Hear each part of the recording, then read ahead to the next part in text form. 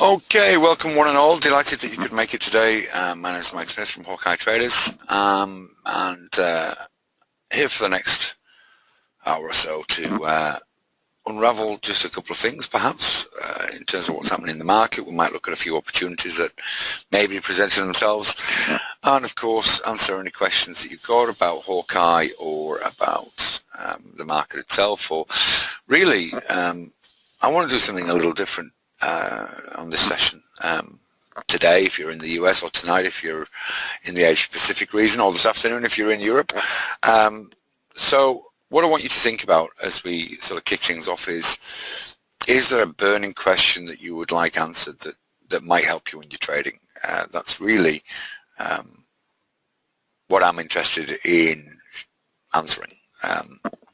We're going to start off by I'll just give you a little bit of information about myself after asking you a couple of questions, and then of course we'll swing right into what's happening. We'll look at the big picture first, and then we'll hone down, maybe look at the ES, maybe look at some of the forex pairs, look at some of the equities, stroke options, trades that may or may not be presenting themselves as the market opens. So that's really what the agenda is for the session now, and so get your thinking caps on in terms of what sort of questions would you like answered. Would you like answers to walk away from this session?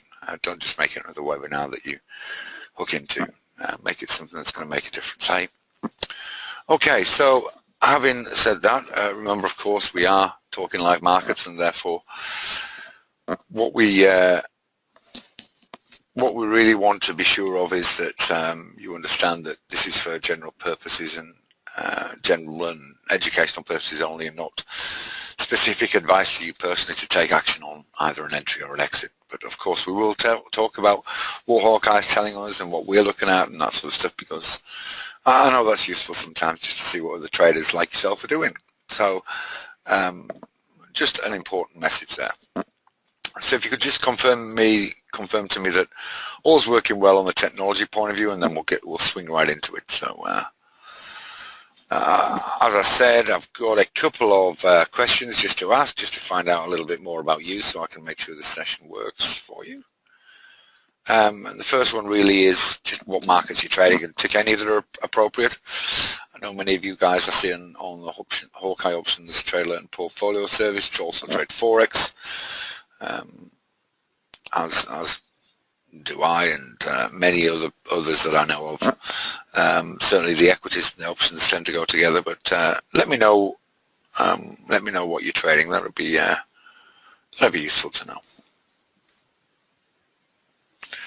Of course, the more of you that participate in the polls, the more I can make sure that your needs are covered in the session. Okay, guys. Well, look, thank you very much for your participation. We'll close that poll down. It's about 60% of you participated, and that's always appreciated. Very unusually low forex traders. We've got quite a few equities and options traders, and some futures traders as well. So we'll have a look at some of that stuff. Just let me know if you're using Hawkeye at the moment. If you are, that's great. If you're not, that's great too. Some of you may have the professional, the trader package. Others may have dipped a toe in the water with the volume package, and some of you, of course, may not be using Hawkeye at all. But again, if you participate, if you're not using Hawkeye, I can give you a little bit more information about what we're seeing. If you are using Hawkeye, then that's great, and we'll obviously show you, reinforce some of the key concepts, but obviously sort of show you what Hawkeye is telling us about what's happening right now. Okay, that's awesome. Thank you so much for joining in with that. That's great. Just going to close that down, and we'll get into it. So I'm not going to talk too much about Hawkeye, because it looks as though around about 90% of you here are all using Hawkeye in one form or another. But just a little bit about me, if you haven't attended one of these sessions before. My name is Mike Smith. I'm traded for around about 20 years, and of that, 10 years I've been a consultant for various companies, coach, done lots of one-on-one work over the years which has given me a sort of special insight into what traders who do well on a consistent basis have to do to make sure they get sustainable results, which is obviously, of course, what we all want. And of course, been exposed vicariously to some of the major challenges that people have, and most of the challenges that you have, I've worn those t-shirts too over the years. Certainly in the early years, I remember making many donations to the market, to the point where I realized something had got to change, and put some things in place which helped significantly. I've worked with Hawkeye Traders now for about 2.5 years, know Nigel very well. He's both in a professional and now a personal capacity.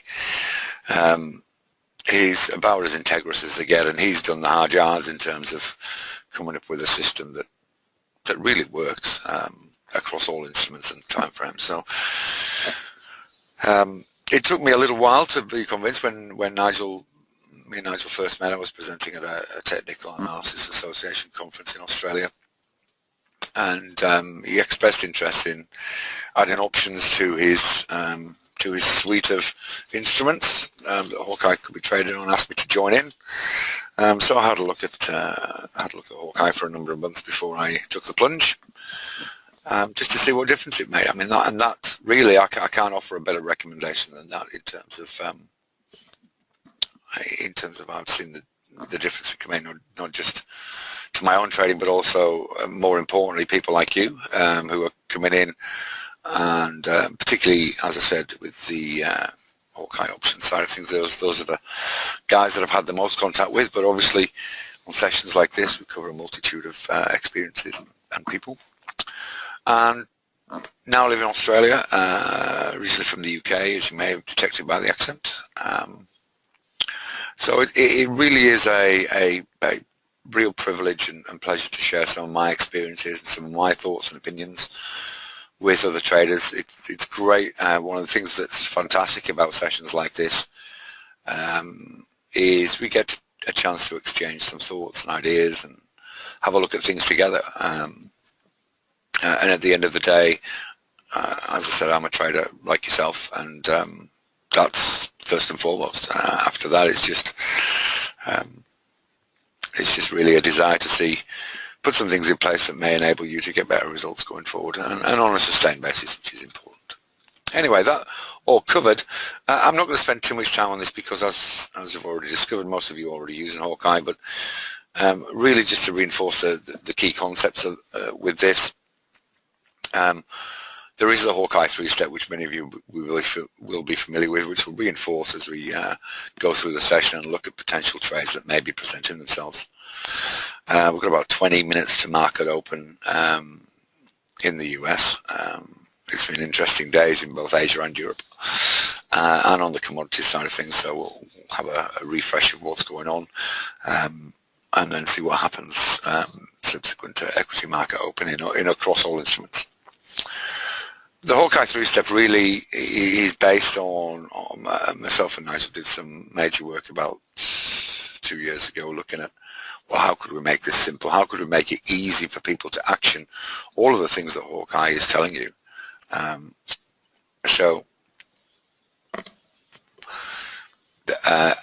make it consistent across all instruments and all time frames. So that's what we'll just go through as we go through this. So we are using 3 time frames for entry decision making. I've got a great piece of news I'll share with you later. In fact, 2 great pieces of news I'll share with you later. I had a chat to Nigel earlier today, actually, and persuaded him, twisted his arm to do something with me in a couple of weeks' time. So I'll share that with you later. So really, that's it. You don't need the Hawkeye Principles. This was the I do a daily video which is free, which is sort of trading tips, and I'll give you the link to access that if you want later on. But here's a good example where someone can get very excited where they see a move in a stock, but it's a really good lesson on in terms of why we should be patient and wait for the right setups. But it's also a good way to talk about Hawkeye 3-step. So really what we're looking for is, this is Yahoo obviously, closed yesterday. So really what we're looking for is we're looking for green trend, green volume and green heat map on our fastest time frame. So in this case obviously daily chart. So that ticks the boxes, and the fact that it's challenging that pivot high is also interesting, though it didn't actually close above it. However, we're looking at a daily 2-day 1-week chart here. This is my preference in terms of looking at options trading or short-term equity trading. If we're looking at a longer-term position, then we would choose daily, weekly, monthly, and obviously that ratio that you'll have heard us talk about time and time again before, that 1-to-4 ratio, this is pretty close to that. But if we're trading intraday, then if we're trading intraday ES, we might look at the 15, 30, 60. If we're looking at or a currency pair, maybe 60, 122, 40. So whatever is your particular vibe, and I'll talk about that in a little more detail later, because there's some important lessons with that are vital to reinforce. Then, so you need to find your own groove with your own time frame and in the right market. So that having been said, we're looking at daily, 2-day, weekly chart. You'll see in all 3 charts we're in uptrend, and that's enough to get people very excited. But that's not all. What we see here on the 2-day chart is we don't see buying volume in yet. Now it may be once the market opens, we get, obviously this is based, the volume bar is based on the close of the previous bar, so we'll get that bar during the session today after market open. But this says it's sort of too early to start jumping into this just quite yet, but it's strong enough to put on our radar. We don't use the heat map on the slowest time frame with any instrument, but again we've had green volume on Yahoo for a number of weeks now. So what we're looking for is we've had this retracement back into congestion from uptrend, which we were in really since the end of February, although we would have exited this from an options point of view probably around this area here. And we'll move just back into uptrend. We've got this pivot high that is interesting around about 37.50, which also corresponds to a top here, and of course this pivot high here. We're also very aware that we tested 38 on 3 separate bars mid-April. So if we're looking at an entry on this, we'd like to see this volume bar green, and we'd also like to see a break, a last hour price of over $38. So that's really how we'd put the picture together and make that decision as to what would be our entry criteria. So as often as not, particularly when you're looking at longer time frames or equities or options trading, you can make decisions out of market about what, out of the heat, out of the emotion, about what would have to happen for you to consider getting into a particular trade. And that's what we term lifestyle trading. There's going to be a whole series on options lifestyle trading, which I'm going to be putting together over the next sort of 2 or 3 weeks, which you're more than welcome to hook into if you'd like to access. But it's about really trading not becoming another job, and that's one of the reasons why primarily I prefer trading this sort of vehicle rather than intraday forex. That's not saying I don't do it, but this is my primary personal choice in terms of what we trade, or what I trade, and what we see in the Hawkeye Options Alert Portfolio Service. So that having been covered, let's just take a quick spin around the markets generally. Let's look at what's happening. Well, obviously these things are the things that are driving the market, and really have been for a long time. The Fed remains dovish despite the data, and of course certainly the jobs data that we had in the last week is not going to encourage the Fed to take action on raising interest rates soon. Obviously oil has been a big determinant in terms of what happens, not just in oil itself, but also in equity markets. There's been a close correlation between the movement in oil and the movement in equity markets, and We are in a really tight trading range. We'll have a look at an oil chart in a moment or two. But we've been in a tight trading range for about a week, between $42 and $44. So we'll have a look at that in a bit more detail later on. But one of the things that's important, of course, is that in today's session is we do have the weekly oil inventory numbers out from the EIA at 10:30 Eastern, and that may well be to a large degree the determining factor as to what happens for the rest of the session, not just in commodities and currencies, but also in equity markets as well. We are in the midst of earnings season, and of course expectations weren't particularly high, and in many ways we've beaten expectations. There's around about 65% of companies reported so far, been about 3/4 of the way through, that have beaten expectations on EPS, and over 50% have been on revenue as well, which is better than was originally thought. Those are figures that are a couple of days old. I couldn't grab any for up-to-date ones, but those are the ones that I got a couple of days ago. The data is mixed, but on the positive side, and one of the things that's certainly happened over the last couple of months or so is the data out of China has been better than expected as well. We were all expecting China to fall into a hole. That was what the January dip was all about, that potential deflation in the US. And commodity prices have been mutilated. Of course, since then we've had oil bump up 100%. We've had China stabilize in terms of data. We had some really quite encouraging trade balance figures, and also low inflation from China this week. So those have all helped. Those three factors have really helped in pushing the equity markets up to where they are. We did actually have a very strong move yesterday on the market, which pushed us above 2080 on the S&P 500. And we've had a very unusual situation where we had all of these stocks move into uptrend.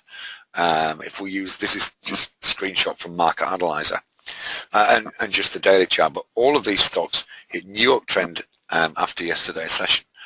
So of those, there aren't many that would fit our three-step category, but you'll see Yahoo's there at the bottom. We might have a look at a few of those once they open. But that is unusual to get that degree of, there's around about 250 stocks I scan on a daily basis, which is probably the most optionable in the market, but I thought that was interesting. Particularly because the S&P 500, if we look at the daily chart, is still in downtrend. In weekly chart we're in congestion, but on the daily chart we're in downtrend. And that tells us two things. First of all, there's that break of 2080 that we talked about before. 2080 is a pretty important line in the sand. If we look across through March, we had resistance there. It was support through April.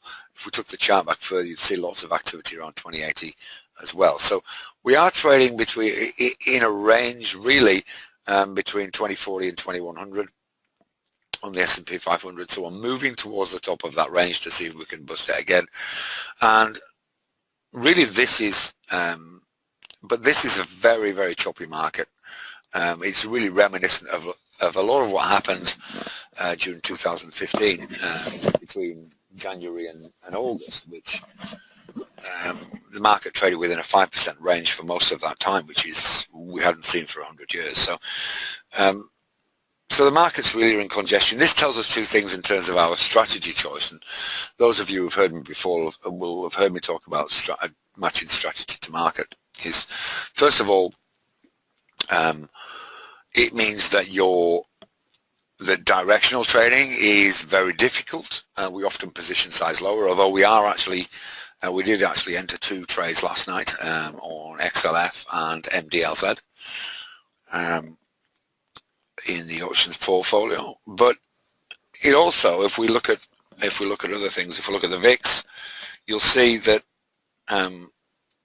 even though we're position size and lower. Here's the S&P weekly. There it is in congestion, as I said. Now we'll look at the VIX. We are in uptrend on the VIX, which for those of you less familiar, VIX is a measure of implied volatility on options traded on the CBOE, and there's an inverse relationship between this and the S&P 500, but again you can see we're trading within a range. We're likely to move back down into congestion, but this is lows. So we're in a strange situation that although we're in excuse me, although we're in downtrend on the daily, we're looking as though we're going congestion right across the board, and that's really what's quite unusual about the markets right now. If we look across the commodity, so some of the currency pairings, we had a little spike in the euro about 7 trading days ago, but we're really back into this range between about 112.15 on the downside and about 114.15 on the upside. So again, a relatively tight range, and why I'm putting these up is even if you're intraday trading, you should know where these key lines in the sand are, and we'll have a look at how they're opening or how they're doing in a moment live. The Aussie dollar US has suffered primarily because the Reserve Bank of Australia chose to drop interest rates, much to everybody's surprise, and broke out of that range between 75 and 78 that it had been trading in for really since the beginning of March. We've also had a pullback in commodity prices a little bit over the last sort of week or so, and that's helped to sort of reinforce that. And we're at really a key level again, around about 73. If we look across here, you'll see how that was resistance around here, around 72.50, around here. And likewise, if we look at oil, there's that short range we've been talking about, sorry, between 43 and 46 on the July futures. After that really quite astounding run up, we're down at 32 at one stage, and sorry, down at 31 at one stage. So really we are in a range there which doesn't really know where to go. We are down a little bit, or were down a little bit when last I looked, just before we started. This was end of trading yesterday, down just over 1%. So still holding on to $44, but we'll recheck in on that in a short time.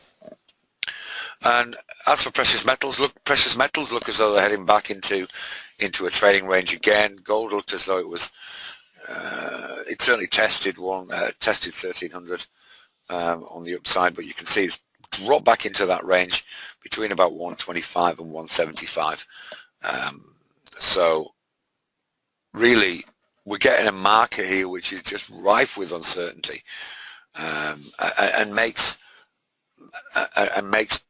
directional trading really quite difficult. Of course, with options, we've got one position at the moment which is a range-bound trade, and we've got two long positions which are position size small. But what I would say is that whatever you're trading, whatever time frames you're trading, always have a look at the daily chart as part of your routine to get those key lines in the sand.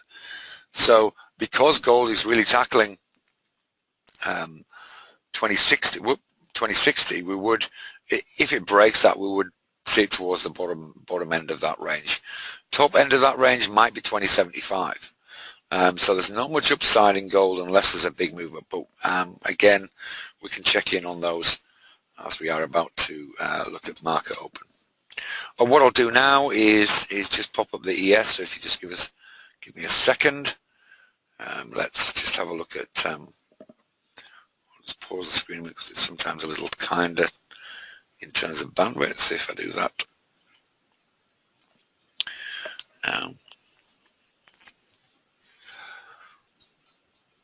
There we go. So we're seeing futures down a little bit from yesterday. Looking towards probably a shyer open than perhaps we would have hoped after really what was quite a good run up yesterday. But again, we'll see how we shape up over the over the next sort of 15-20 minutes, and then of course the market may be on hold a little bit with oil inventory data out in an hour. I'll just give you an update there on, if you give me a second, on what's happening. But you can see that really the futures are looking just still a little shy in terms of a potential open.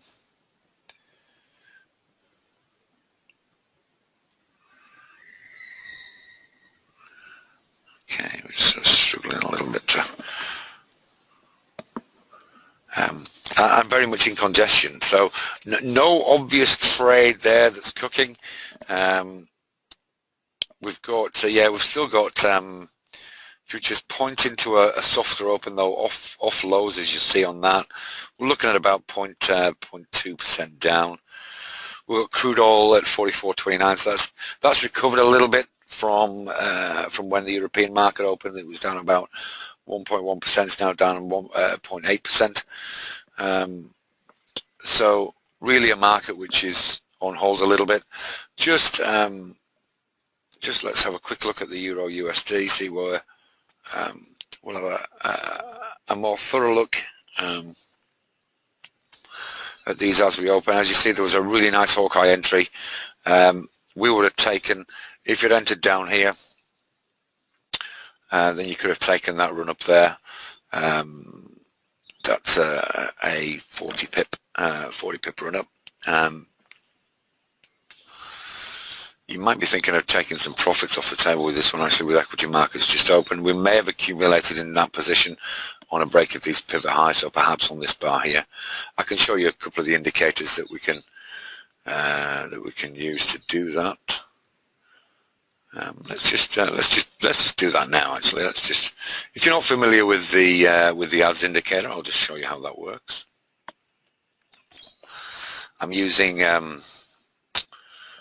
Ninja Trader at the minute with says Hawkeye ads, and we'll just make that white so you can see, or yellow maybe, so you can see it better. Let's do whatever color that is, and let's make the font bigger. Okay, so this is the way this indicator works. It's quite a nice little indicator, but one for the experienced trader only. So the idea is that it gives us an indication about when we would add. So let's say we're maybe entering a mini lot here. We could add another 3 here and another 2 here, and then another 1 here. So now we would have 7 mini lots in this position. And obviously we would raise the stop accordingly. And the idea behind Nigel coming up with this as a concept was really to mirror to some degree what the turtles were doing, and many of you are familiar with the turtles. Obviously, as something goes up, you raise your stop, then you reduce your risk, and now we're in a position where really we might be thinking about taking these off, taking the profit, and see what happens over the next few minutes or so. Expect some movement in here in the Euro US after that data is released. But if we go back again to the daily chart, I'll just do it on this first chart, and then we'll flick back to the 15 minutes. So really we see ourselves trading within this tight range, and we're at the top of it now. So that's the other reason that, remember we talked about 114.25 perhaps has been a key level. So we're trading pretty near the top of that. So we would be cautious about holding on to this position much longer. We might rip off the profit and then see if we get a break higher, and obviously we can re-enter at that stage. Alternatively, of course, we can use some of the many exit strategies we use. The ATR obviously is a popular one. I'll just put that on there so you can see that now, and then we'll have a look at then we might have a look at the some equities trades. But just again, this is there we go. Let's pop that on. So let's say we'd entered on this bar here. So you see now we're actually shooting, we're broken 8 ATR. Even if we'd entered after these pivots, let's say we entered on that bar there. We've hit 3 ATR there. So the idea is that every ATR it goes up, we move our stop up using these levels. This is a great tool. I use this a lot with equities and options. So there you go. Okay, let's just take those off. Let's take the ads off for now. Oops, leave the ATR on. Okay, let's just have a quick whiz around the markets and let's see how we're doing.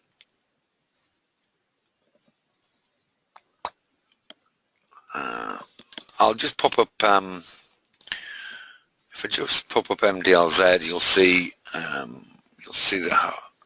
the why we entered this. This is an entry we entered yesterday. But there we go. It was really we came out of congestion. We were aware of that pivot high, so we had an order in to enter this if it broke 44.30, and so there was an entry there about 1 p.m. And it shot up after that. Let's just check in with it and see how it's doing now. We're not getting live data on the daily chart, but looks a little bit softer across the. It's interesting. MDLZ's unchanged. It's at 45.04 at the moment.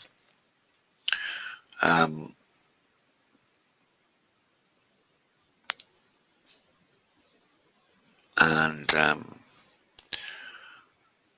the other one we're in at the moment is AT&T.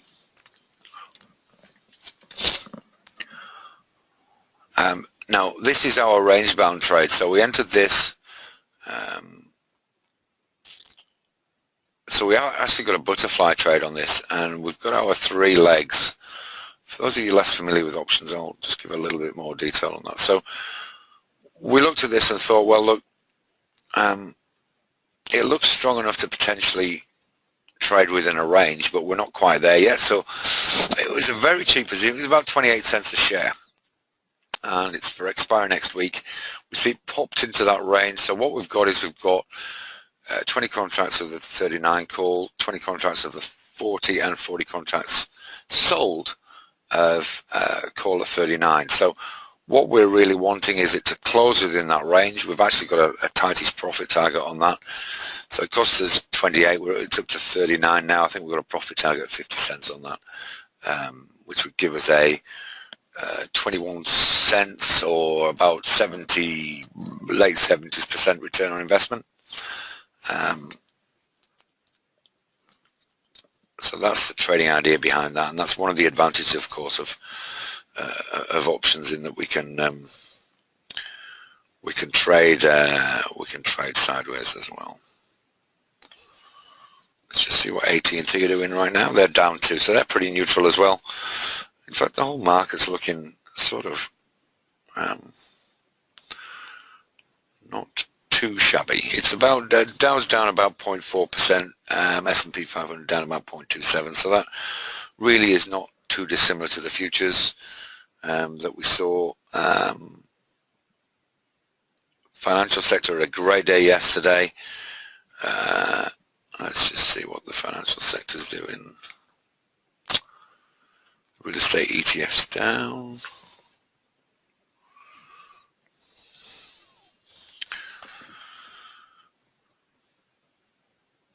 Yeah, financial sector's down about 0.26, so nothing really spectacular going on. It's just MDL's at a 1 up, Nasdaq's down 0.24.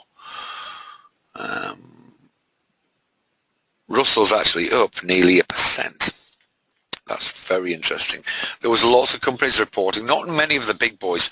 Macy's were perhaps the biggest by market cap, I think, that we're reporting today from memory, down 8%, absolutely thumped, which is not good news for the retail sector. We'll just have a quick scan across, perhaps across a few of the retail stocks. Let's look at how that's affected those.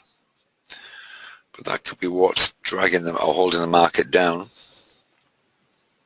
GPS down 0.5. JCP, let's have a look at JCP down 1%.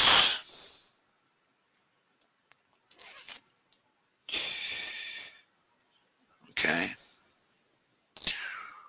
Let's look at Apple. Apple's down 0.33. Apple's really struggled. Let's just check up an Apple chart.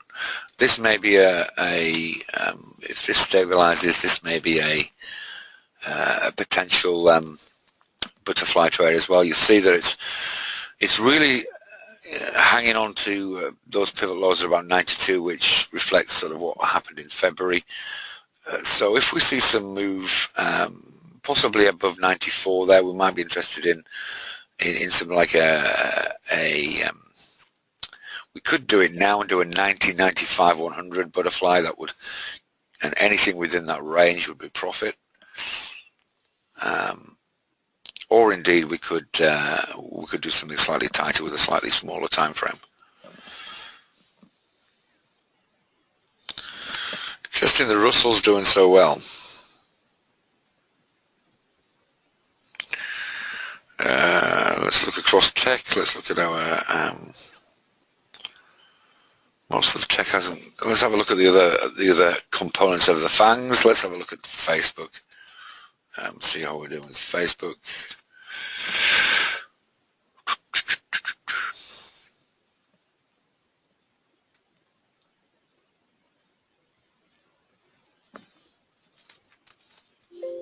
Oh, stop it.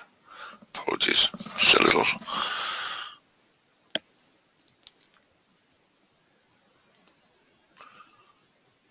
Guys, if there's anything you want me to have a look at, we can certainly do that. So Facebook, we're looking interesting if we break this pivot high. So around about 121, we might be interested in a Facebook entry. And today it's up 9, so it's a 120.59 at the moment. So that's one for your radar, perhaps. And we see here, if we look at the Hawkeye 3-step, we've got green buying volume on all 3 time frames. We're an uptrend on all 3 time frames, and really we're looking for confirmation of a continuation of uptrend. I mean, look, it would be don't be scared about the fact that it's an all-time high or getting close to that. Really, it's that's neither here nor there. If the market feels, and there's many analysts actually predicting we may see 140, 150 on Facebook in the not too distant future. We're down 17 at the moment, so I'm pretty shy. Yeah, we're pretty flat tack across the whole market at the moment. About 10 minutes, 11 minutes into trading day. Let's just have a quick look at the ES again. Let's see what we're getting. Whoops. Cancel that there. Did it on the wrong chart. Apologies. And we're going to change that to 15 minutes since it's popped up.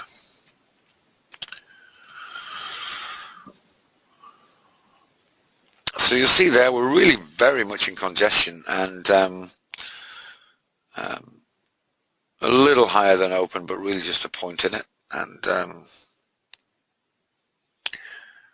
yeah, we'll need to see a break of 272 on the downside, I think, or 277 on the upside, for us to be even remotely interested in anything.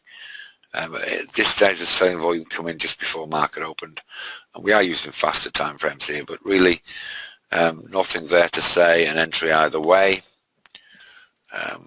Let's have another look at the Euro USD. Remember, we had that top line in the sun. We've broken through that. Could be a potential trade going on here. There's the wide bar. Okay, so we're looking for a close above a wide bar. That's the rule of the game. Okay, so if we just put a line here, so we'll be looking for a bar of that close above 114.15. Remember that 114.25 mark we actually liked as a potential entry. We're looking at the daily chart, so we could be heading that way. So just keep an eye on this. We'll pop back and have a look at it in a little while. Not quite there. Let's see where it finishes on this bar.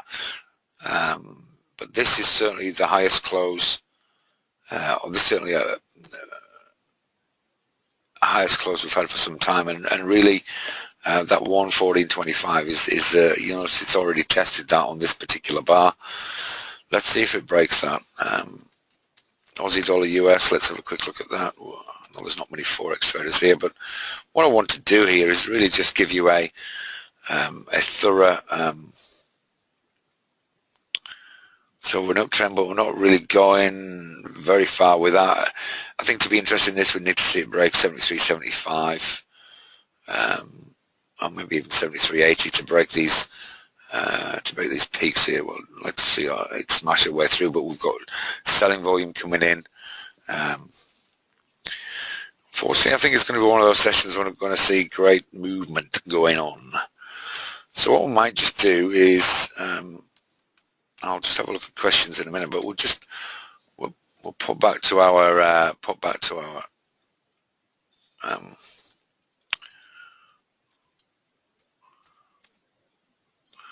we'll just have a quick look through these and see if there's any rocking and rolling.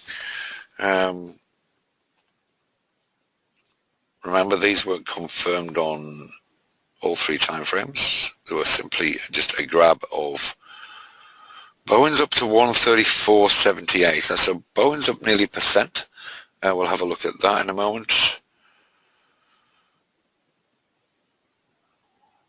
We actually did have an alert on those, but it never hit. I think it was 137 we had it on.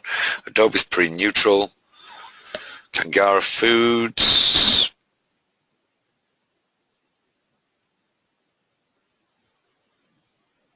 Oh, Kangara.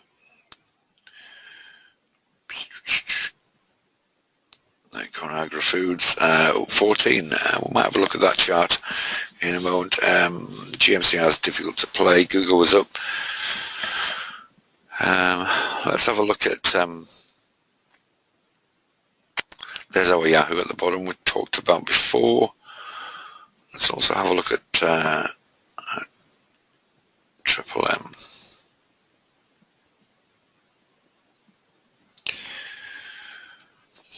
Yeah, 3M's up 0.7 cents. MA, very surprised if these guys are up in the finance sector. No, down slightly. But not by much, only by 12 cents. And let's have a look at PEP. So Pepsi.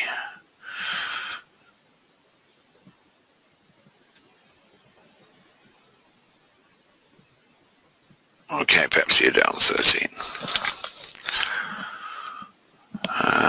XLY, which is consumer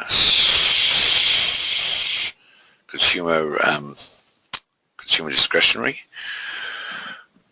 is down pretty heavily, down 1.5%. Okay, so we'll have a look at a couple of those live. I'm just going to have a look at questions also while we're here. Why is the screen not updated? No, it should be. Okay, yeah, I haven't. I was just having a look at out of your view. So let's just pop up. Let's just pop up the. There's a couple there for us to have a look at. So we'll start by having a look at. CAG, but we're going to have a look at the daily chart, so we'll have a look at daily, 2-day, etc. So that was our new uptrend. Let's just change this to a 2-day. Give me a second or two.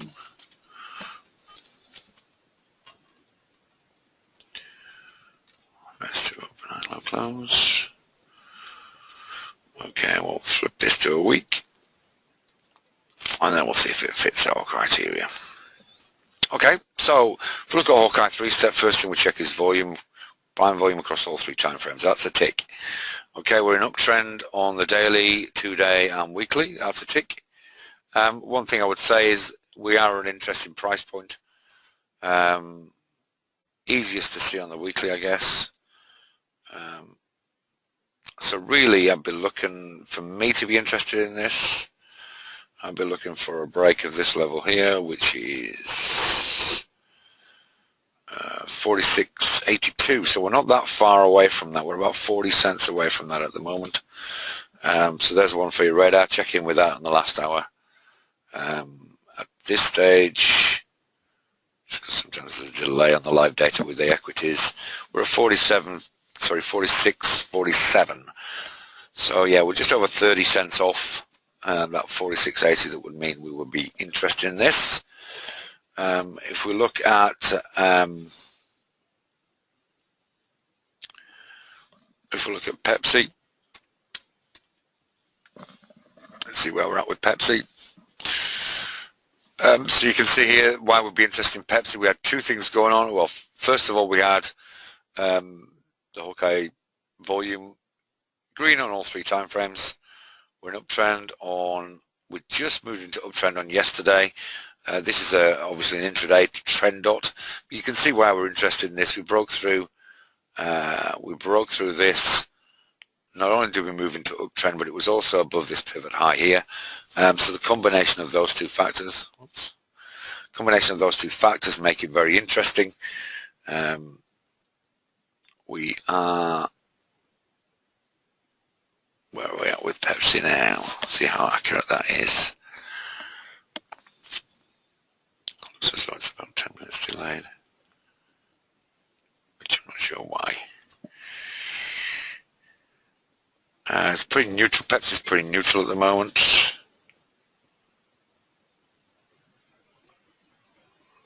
106.55. So really check for a last hour price above there. Really will be something we'll be interested in. Altria. There was a new uptrend. You can see again why this is relatively interesting as a potential trade. There's our pivot. There's our last peak. We broke through it on our last trade. On our last trading day.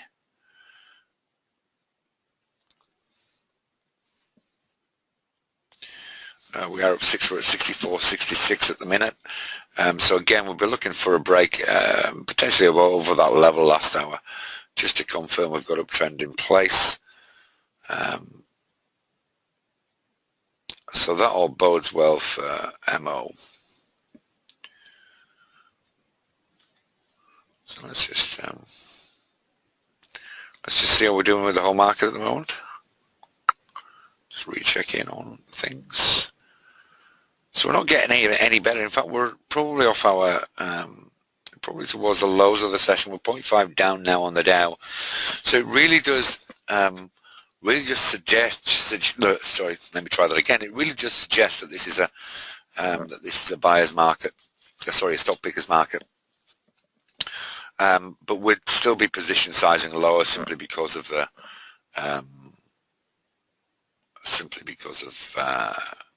where that market's at a whole.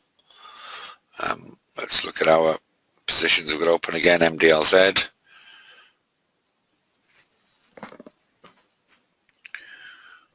And then we'll maybe check back in on that Euro US. That looked interesting. Pretty neutral MDLZ at -4. Okay, let's pull back to Euro USD.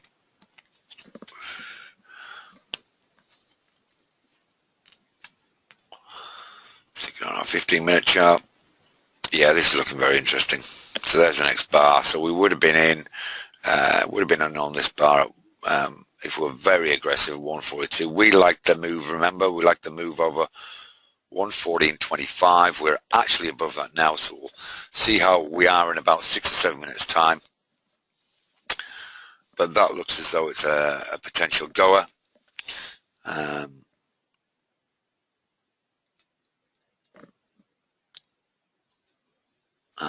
Yeah, we'll see what shape that's in going forward.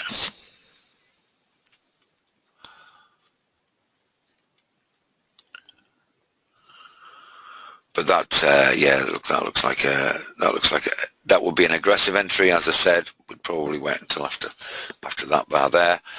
But again, that's relatively aggressive with the all inventory data coming out in half an hour. We know that's going to shift some stuff, and shift some stuff pretty radically, and that includes currency markets, of course. Okay, anything you guys would like me to have a look at, then feel free, as I said, to let me know. We can talk some exits. Have a quick look at the questions now. RTN.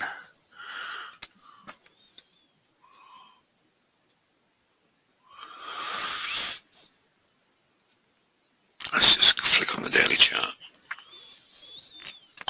Nice potential trade there. I'm not sure whether you're in this already, Dennis, or whether you're looking at it for a potential entry. Certainly, let's look at let's just look at the daily and the weekly for now. But certainly, we've got green trading volume going on. We had the break of that wide bar high there at about 131 in yesterday's session. So that would have, if you weren't in it already, that would have been a reasonable entry. For sure, and look how important that level is. If we look right across that line, we can see really we had that major break at around about 129, and there's our previous high, and it did actually test that in December. So RTN looks good. If we get a continuation, if you're not in that already. If you are in that already, what we could do is we could put our ATR levels on. Now this is important because we often use 3 ATR as our golden level to potential take profit. So it may be that we've taken that off the table already, or thinking of taking it off the table, and profit taking on that already if we got in on that first green trend up there. Either way, what we'll be doing now is we'd be moving our stop up to an intraday touch of 128, or a close below, or last hour close below 130. As we move up our ATR, as we move our stop up, as we talked before. I'm not sure how optionable RTN is, but if this is an options trade, we'd probably use the trend up there as our stop.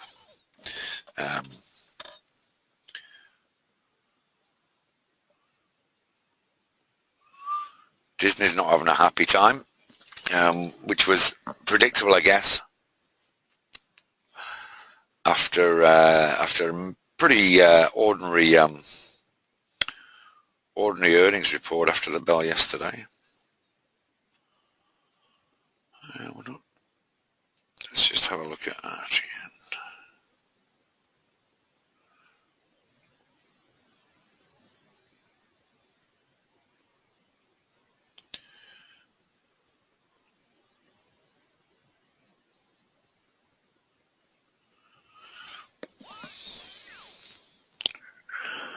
Yeah, RTN down 50 cents to what's only about 0.42% right at this very moment in time live.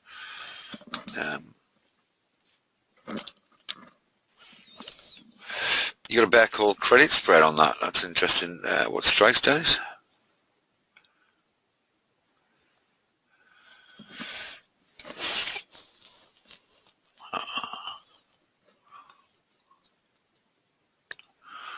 $130, $135.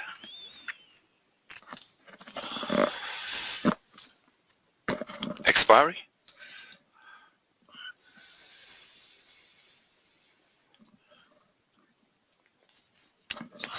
Okay, so the next day or two are probably quite critical for that position. Then, if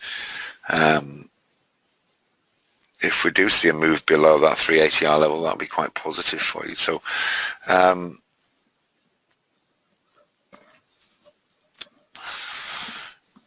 interesting trade.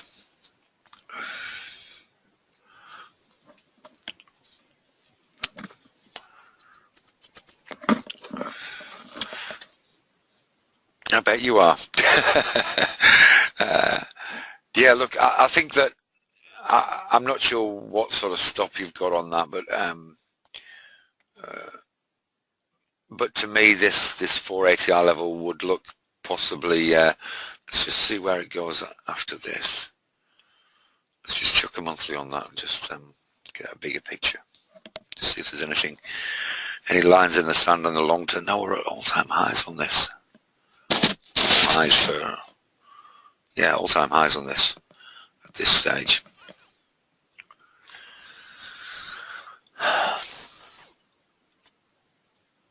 Yeah, just look. Credit spreads are an interesting creature. I mean, the problem with credit, part of the problem with credit spreads at the moment is that although logically the S&P 500 is in downtrend, and so logically that's the sort of spread you should be having a look at rather than bull put. The problem is that with the volatility being low, you've actually got to put it quite close to the action or do exactly what you've done to try and make a reasonable premium out of it to make it worth your while.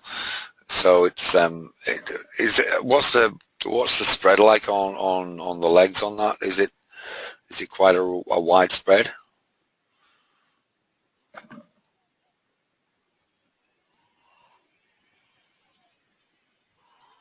It obviously adds another variable to the equation, which is quite difficult.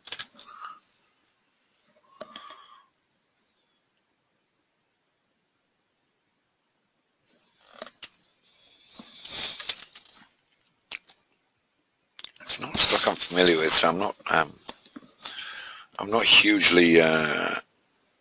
Let's just get a handle on it a little bit more.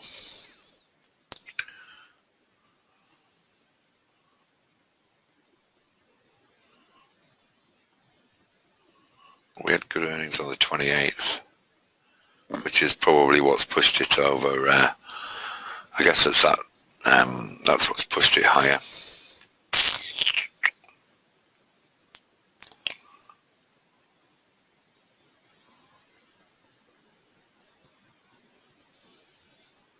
And the tech sector, sort of military tech. Interesting. Not, as I said, not one I'm familiar with, but yeah, put your line in the sand there, Dennis, and I hope it works out well for you. But at this stage, that break of that wide bar high worries me.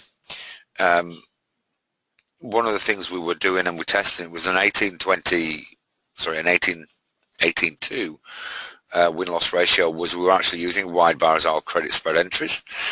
So if we're in the top third of the wide bar and a continuation of trend like this, we would have potentially put a bull put down here below the wide bar low. That would have been taken out as well. It's quite a choppy one, this, isn't it? Yeah, we've got a. But I can see what your thinking was in terms of looking at the looking at all-time highs and looking at those key levels. But that 130 break, we haven't got confirmation of that yet. We'd need to see what happens to this bar here, but that's yeah, just take care of yourself on that trade, mate. Anything else anybody would like me to have a quick look at, and we'll on the equity side of things.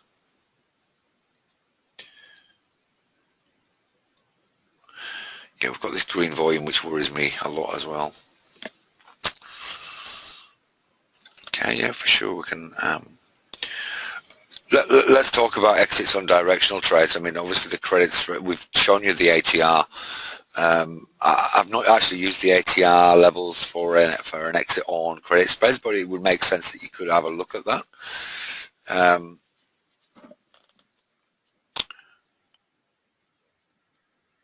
So the different sorts of exits we have are obviously the Hawkeye stop and crush barrier, which is the standard. The second common is that ATR levels that I talked about before. So every ATR level that goes up, we move our stop up accordingly, use that as a trail.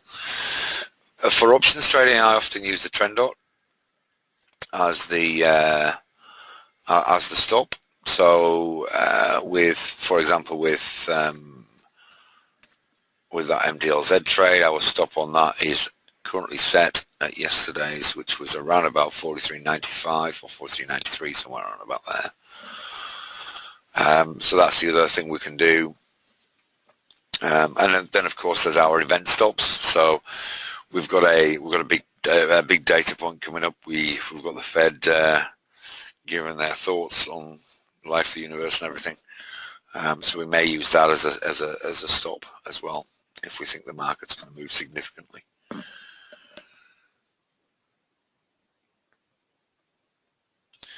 Let's just yeah, we're still edging downwards. It's not a market which looks comfortable at all. But as I said, I suspect we're going to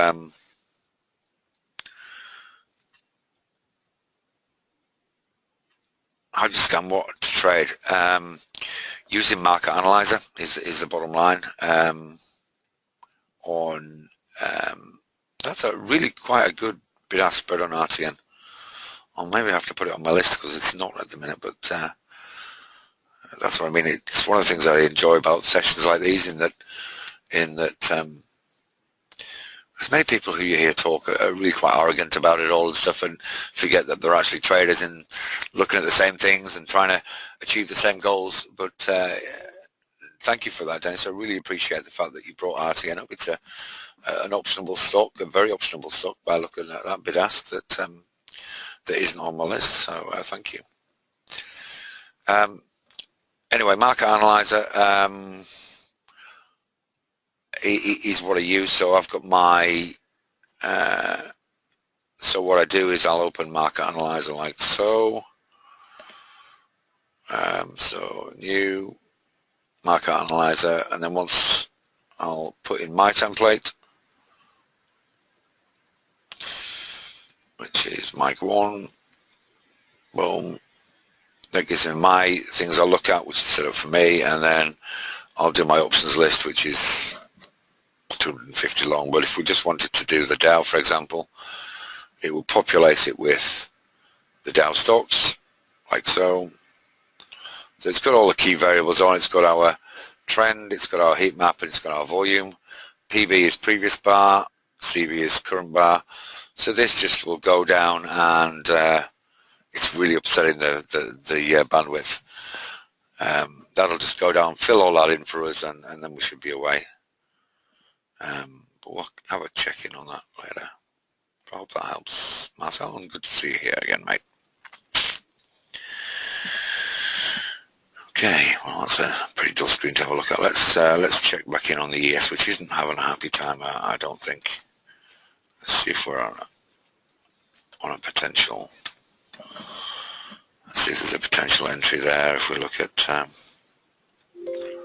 whoops, sorry, just tried to push a little too hard. Let's look at 15 minutes.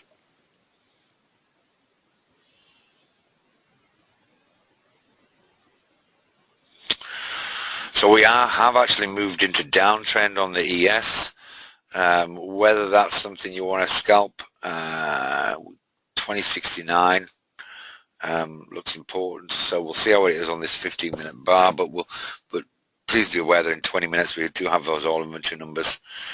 If we just see if it meets the Hawkeye 3-step. So we haven't got red volume on the 30-minute. And have we got red volume on the 60-minute? No, we haven't. So really that doesn't fit our criteria. So although that looks attractive, it's not a Hawkeye entry, despite the fact that that 15-minute chart looks very exciting. So let's have a look at our Euro USD. See how we're going with this. Still hasn't held over that 1425, but certainly that would have been a potential entry. As I said, aggressive entry on this bar. Certainly potential entry on that bar. That is a Hawkeye entry. So we might be in on that if you fancied a little flutter on the all inventory numbers. But at this stage,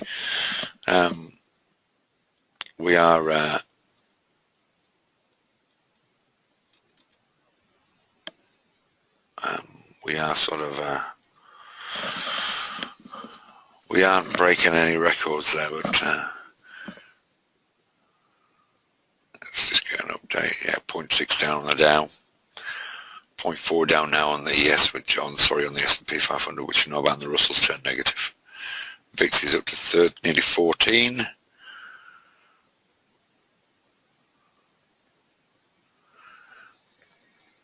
And Europe's all looking to the downside as well. Let's just see where the DAX is. DAX is down 0.75, which is really heading towards its low of the sessions as we sort of move towards close in Europe. Italian banks dragged them down a little bit, and dragged Europe down a little bit. So.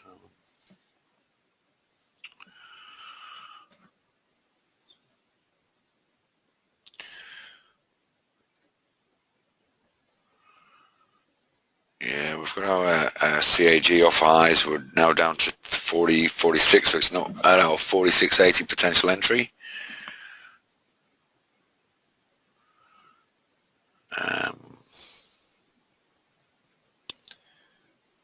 So just have a quick look at Adobe. It was one of the ones we identified as a, you would need to check earnings on all of these, obviously.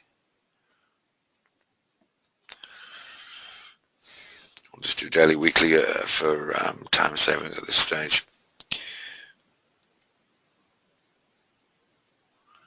But we'll notice we haven't got green volume on the weekly, so that would really rule this out. We may see that if it really that pivot high again, 98 we'd be looking at, even though we're in uptrend. It's not breaking records. Altria, let's have a look at that again, because that was looking hopeful. But Adobe's up 35, so that's well worth keeping an eye on. Altria up 17 to 64.77, so we are edging higher.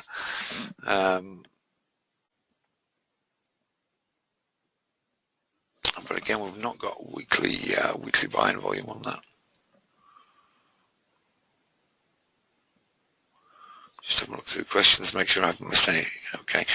So while we're just waiting for things to happen, I'll just I did promise I had a couple of special things to announce. The first thing I want to announce, I've been having as I said, I had a chat to Nigel before we kicked off today's session, and really we've been talking quite a lot about some of the differences that Hawkeye offers, and so one of the things that Hawkeye does, which is unique, is Nigel's tick charts, both on intraday equities trading and obviously intraday ES and FX trading. So I persuaded him to come and do a session with me, or take part of the session on a Wednesday in a couple of weeks' time to go through that and see if it might be a fit for you guys, particularly those obviously who intraday trade. So maybe half an hour or so during the session. This isn't a bad time to do it because we're obviously on a Wednesday. We're waiting for all inventory numbers as a general rule. So somewhere between after that initial market spike, we'll get Nigel to come in, talk about some stuff, and then we'll just have another look around the markets after Nigel's finished. So that's the first bit of exciting news, and so watch your emails for notification of that. The second exciting bit of news is one of the things that I sort of felt is, particularly for you guys who've got the volume package, you pay $97 to expose yourself to a little bit of Hawkeye, and that's great. So you've got the volume, and you can put your own trend lines on it. And I said to Nigel, well, look, that jump from 97 to 997 is quite a big investment in a one-off payment to make. So I twisted his arm and said, look, can we try it for 1 week and just offer an installment arrangement? So so there wouldn't be extra any charge, you know, or quite often when you see installment arrangements, they add people add another 10-20% on top. We're not going to do that. So it would be three monthly payments of $300. So $300 a month, and then you'd have the full traders package. You get it up front after you've made that first payment. So just to reiterate that, so if you want to upgrade from the volume package to the trader package, which has all the ATR levels and all that sort of stuff, then the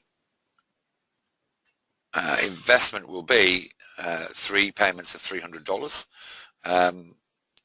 So you pay one now, one in a month, and one in another month's time. So that's what's on the table. But to do that, to access that, because it was just me and Nigel having a conversation, I'm trying to enable some of you to access that who may be may find it a little difficult to find the $900 up front to upgrade.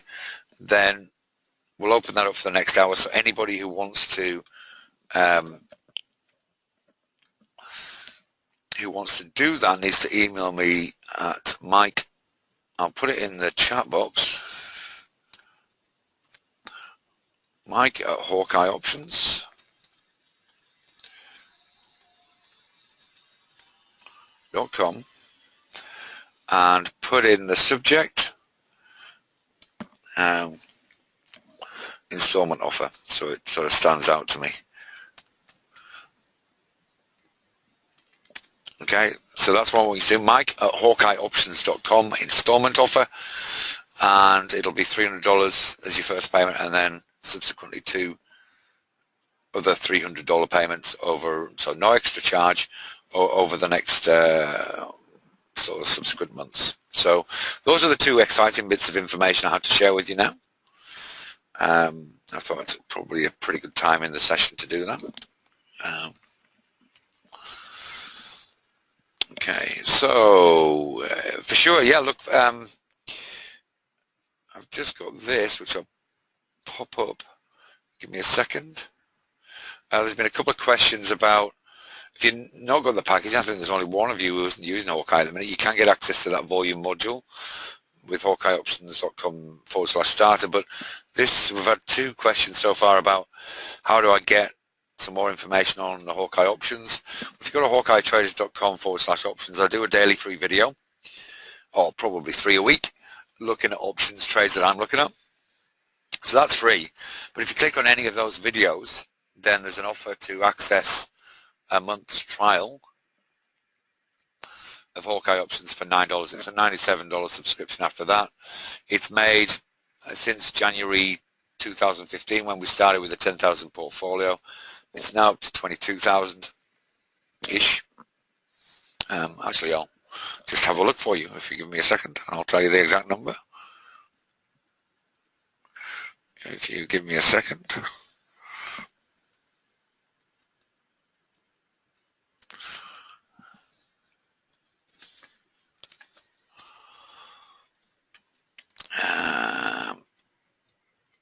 Okay, sorry about this.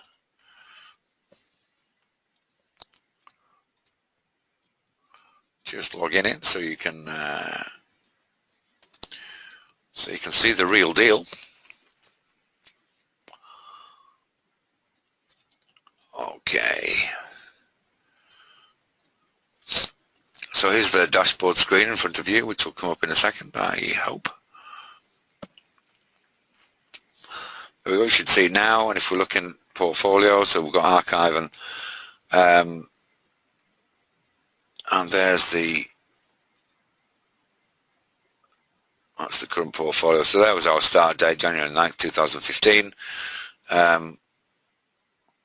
Whoops. These are the 3, we're actually in 5 trades at the moment, 2 long-term diagonal call spreads, which are further down the page, in GE and FXI. But those are the 3 open trades which I've referenced. Tonight IYR is a little shy, MDLZ is slight to the upside, T is just holding steady, which is sort of great for us because that's a butterfly. See, that's a butterfly position at 39.40.41. There's our 29-cent entry, which is now to 38. There's our MDLZ position, which shot up after we entered it yesterday. And then every day you get an update in terms of how we're moving our stops, etc., etc. So there's our initial start value. There's our 22,379. So 123%. And that's in 2015 was a really tough year to trade options because of but we have had a really good 3 months, couple of months if we look back. Let's say if we look back, so there's our trade since the beginning of April, and we adopt not only there's probably 2 or 3 alerts every week on average, and not all of them are entered because they don't meet our entry criteria that we set pre-market. But you see we've had quite a good run on this, and we position size accordingly. You'll see we position size quite low for this, but that position sizing quite low is really a reflection of what we've been talking about already, about where the market is as a whole. So you can get access to that you get a daily email with all the updates on the positions that we've got open, plus notification if there's any new alerts or not. So come along and have a look. There's also education on, click on the education tab. So we've got videos and all the strategies there that we use with downloadable trading plans or indicative trading plans using Hawkeye. So it gives you the tools that you can use to have a look at, and so for $9 it's a pretty good no-brainer deal.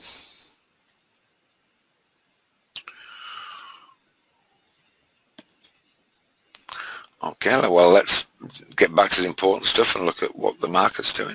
Just want to close down market. Oh. So here's Market Analyzer. I did promise this. So what we've got here, we're looking for things in a count. There's in the Dow.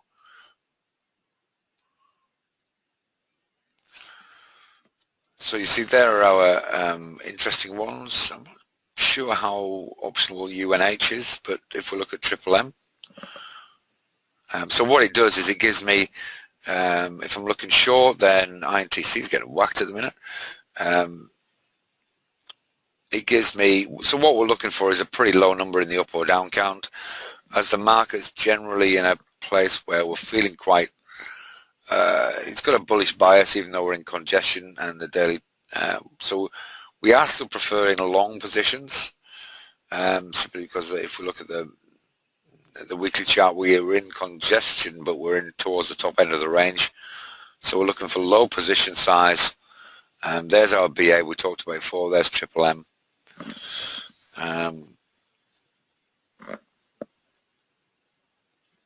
But interestingly, we have got volume on the current bar. What's that about?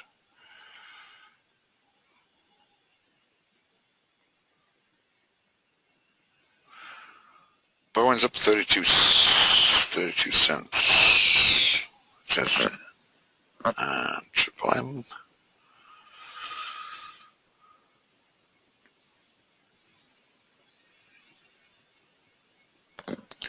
So these, remember, are just our Dow stocks. Triple M's up 50 cents, 170.76.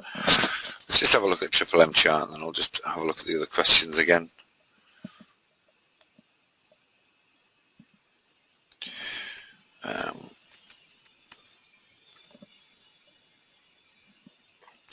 So there's Triple M, and we're up to 170.76 on this. We'd be aware of that. Whoops, let's just get rid of that. So weekly chart, we've got our buying volume. Daily chart, we've got our buying volume. We would be aware of this. We've moved into congestion. We've now got congestion exit on this. Triple M would be looking for a move over that pivot, which is at 170.78. So almost bang smack on where it's trading at the moment. It's 170.75 at the moment, so we're just shy of that. So we'll have a look at 3M in the last hour as well.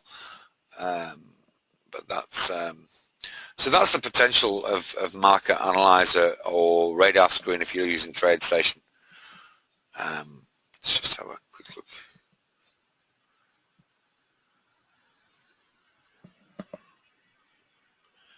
Is that true for the professional too, and how much?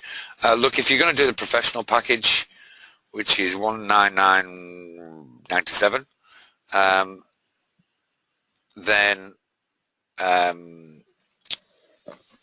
there's no reason why Nigel wouldn't entertain it will be $600 over three pence is $600 for the professional package. So you get all the bells and whistles for intraday trading, for forex, for equities, options, futures. How does the market analyzer, well, what is the market analyzer and how does it interface with the options program? Market analyzer is a scanner that is attached to NinjaTrader. So many of the option traders use, or even FX traders, those who use Ninja. Market analyzer comes with Ninja, and what it does is it picks up the Hawkeye, so you can program the Hawkeye signals into it, and you're away with that. So you program your parameters into that. If you want, you can have, I've got a separate one for ETFs. So I've got one for ETFs, one for optionable stocks. If you're trading forex, I know some of the guys will have a faster, they'll have one market analyzer which is faster time frames, so we'll have maybe 15, 30, 60-minute charts on one, and then they may have a 60-minute one, 2240. If they like a slower time frame, depending on what's happening with the market generally. Generally speaking, the more choppy the market, if you're trading short term, or if you're trading intraday, so if you're trading the ES, or if you're trading forex or commodities, then the more choppy the market, the tighter the time frames, because you're invariably trying to scalp, so you don't get your shirt ripped off. So that's really where it really how it articulates with TradeStation. It's radar screen, I think it's called, but it's the same principle. You put in your parameters, and it gives you it gives you at a glance what might be the movers and groovers to have a look at the charts, and as to what might tick all the boxes. So really that's pretty powerful in terms of time leverage. So with 250, obviously, and anybody who's going forward with this, I'm gladly happily share my,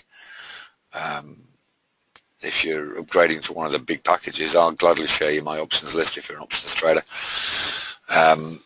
So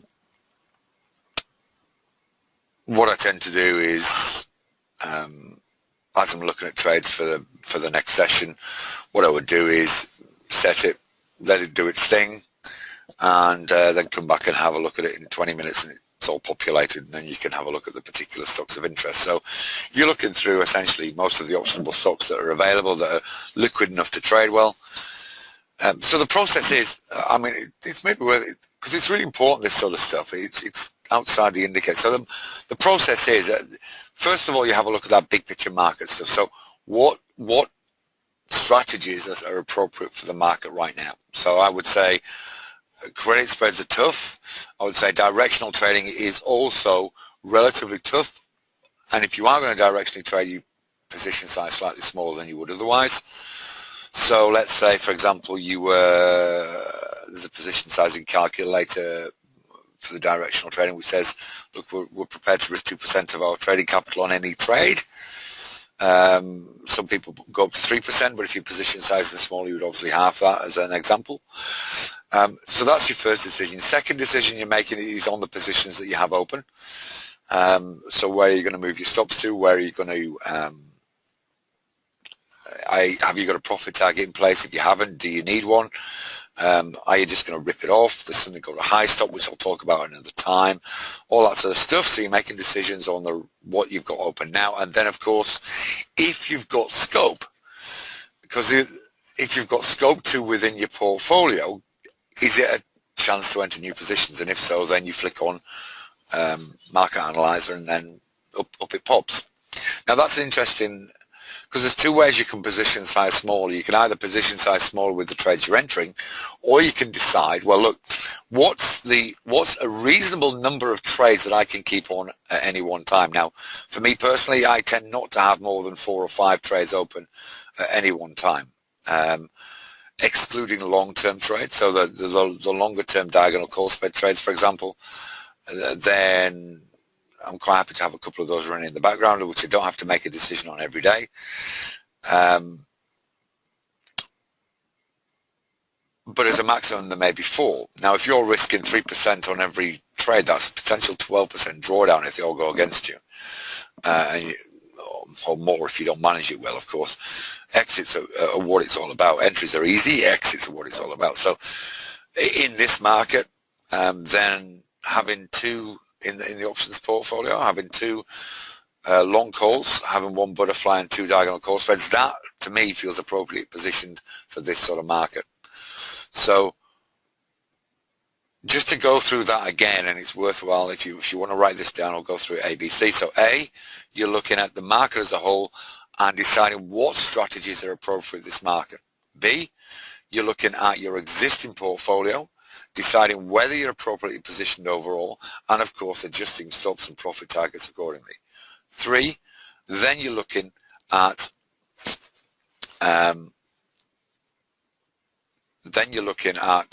really whether there's any new opportunities. And 4, then you're making the decisions based on your hot list, which are the ones you're going to trade and what would the entry criteria be. So that 1, 2, 3, 4. That's really important. I hope that answers your question with interest, Ron, I hope. Great stuff. Okay, guys, well, we should have the all inventory numbers coming out, just come out now, actually. Let's just have a scan.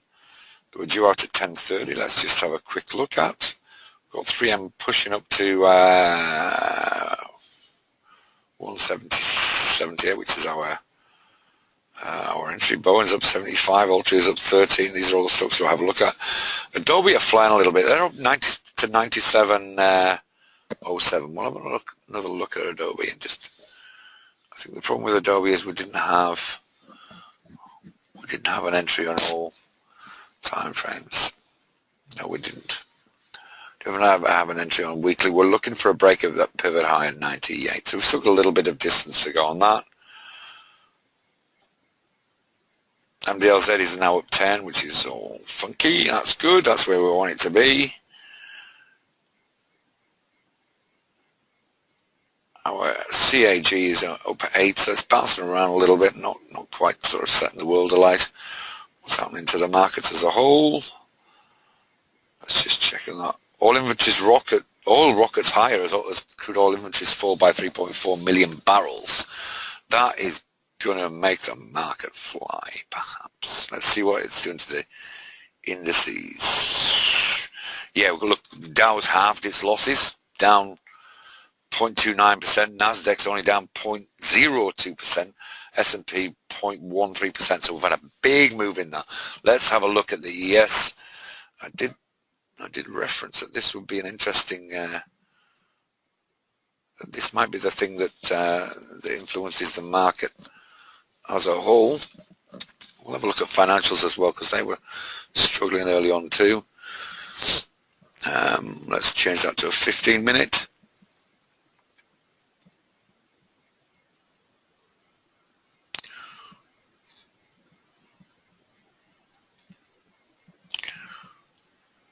Okay, so there we had our lows. We bounced off that significantly.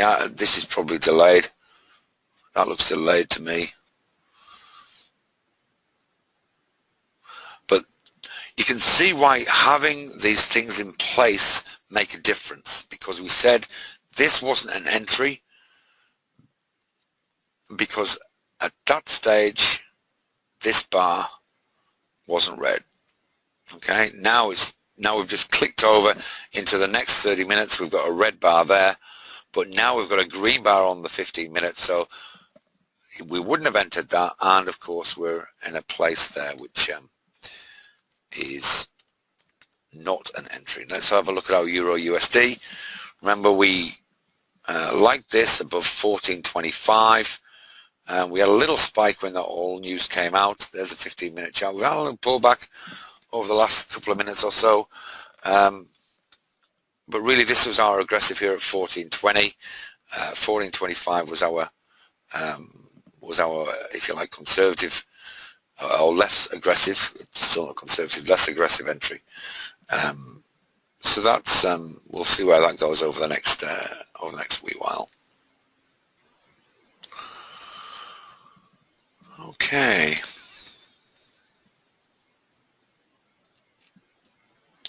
So in terms of our potential equities trades that we had, it'd be interesting to know what oil is actually doing. Hold on a second. Let's when they say rockets higher, let's see what they mean by rockets higher. Oh, yeah, USO, right, which is the ETF, has turned around and is now 2% higher. Okay, after really being in the doldrums for most of the session. So we hit a low of 10.85 on that. So that's a massive turnaround. So we're up 40 cents from the low, which we hit at about 10 a.m. Eastern time. So that's a massive turnaround. That's so from being nearly 2% down, we're now 2% up. So that's huge. In terms of what CL's doing, let me just check where I can.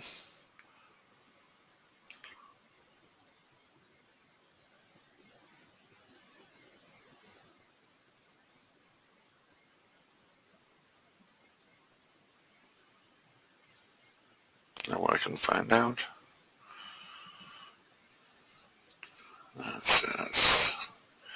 That's delayed. That's no good. It's not exciting. But just keep an eye on that over the next little while.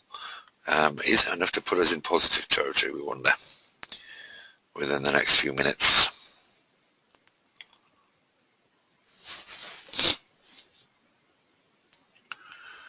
Let's just see what after the knee-jerk is. Well, the Nasdaq's actually turned positive, which is quite spectacular. S&P 500 down 0.1. We've got Dow down 0.3, but obviously part of the drag on that is we've seen a couple of stocks get walloped. Let's just see what we've got Disney down over 4%.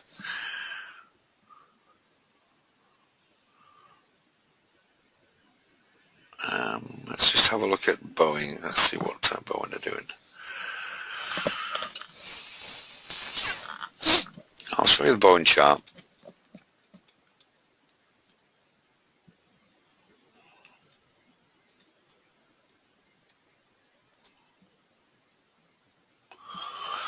So here's the Boeing chart. We popped up into uptrend yesterday. I really want a break of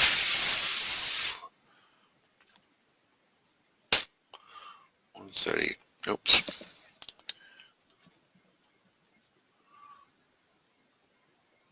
We're up at 134.45 at the minute. But really we want to see a break over this 136 mark again. Conservative over 137, really. Let's just see if our financials have improved a little.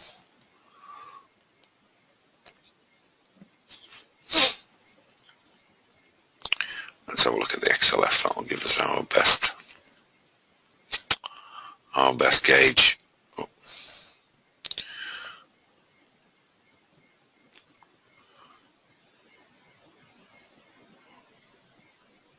And then we'll have a look at Facebook again, because Facebook seems to have frozen.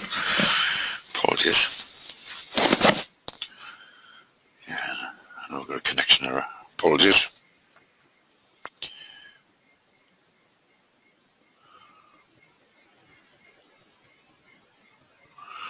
Facebook down a smidge, down 12, but well off its lows. Keep an eye on Facebook if it breaks 121.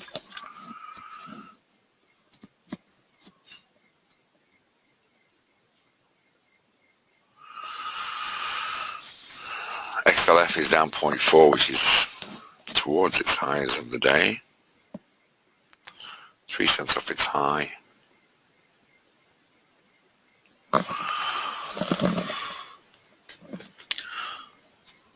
Okay, guys, anything else you'd like me to have a look at before we call it a day or a night, depending on which side of the planet you're on?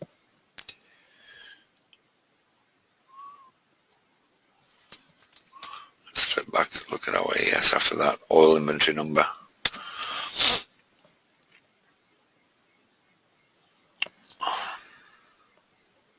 See how we're moving back towards that 2080 mark, which is so important. Put it back to the 15-minute.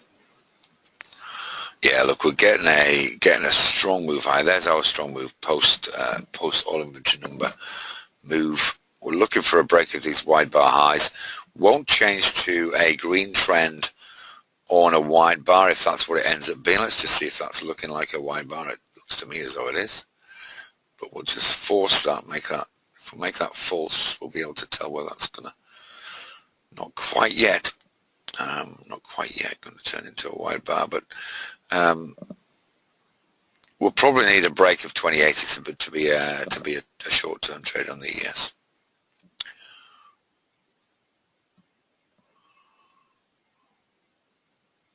And let's see how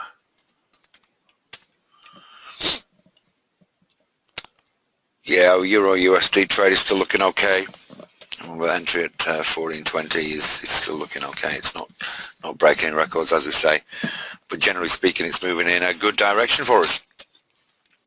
So just to reiterate, I'll have a last look at questions. If you're interested, I put it in the chat box.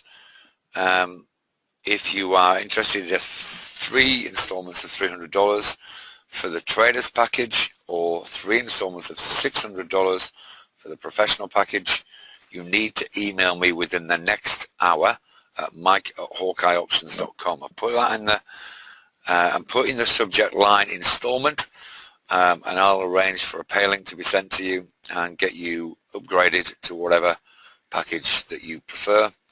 This is a one-time offer. As I said, I spoke to Nigel before, about an hour before we went on air, and said, look, let's give the guys a chance to spread payments out a bit, and he liked that idea as a trial. This is not available anywhere else, not on the Hawkeye Options site, not on the Hawkeye Traders site, so it's a one-off, just as a thank you for coming along today. If you are interested in looking at the Hawkeye Options thing, then go to hawkeyetraders.com/options. Have a look at some of the free videos that are there. If you like what you see and you fancy the idea of joining us for the $9 trial, even if you trade equities, you can use the same charts and you use the same sort of setups in the trade alerts for equities trading. And as I said, for $9 trial for a month for a $97 subscription, it's almost a no-brainer. Even if you don't trade options, it'd be a great introduction to how options are actually traded. So don't let that be a barrier. So those are the couple of things that I said I promised I would share, and obviously that session from Nigel that we're looking to do in a couple of weeks' time is one for the diary. As I said, watch your email on that, and make sure you don't miss that session on tick trading. Okay, guys. Well, I think we've covered all our questions. I can't see any that I haven't answered. I see a couple of you are already interested in the installments. That's great to see. And lastly, of course, and most importantly, I thank you for your investment in time today in rocking up and listening to what I've got to share. Thank you so much for your questions. They've been they've been fantastic in terms of the level of participation. As always, it's always a pleasure and a privilege to be with you in sessions like this. We are all traders, and we're all, as I said before, it's I learn from your learning, if you know what I mean, in terms of how to deliver things better, to deliver things more appropriately for you guys. So you're very welcome. Thanks for the nice feedback I've got already. For those of you taking the next step, congratulations. Either way, take care, trade safe, and learn with a passion, because it'll always make a difference. And just watch the market over the next 15-20 minutes. It's going to give you the direction for the rest of the day. If we can get back over that 2080 on the S&P 500, we could be in for some more buying and see us up to 2100 pretty soon, I think. Anyway, take care. I'll see you again soon. Bye-bye for now.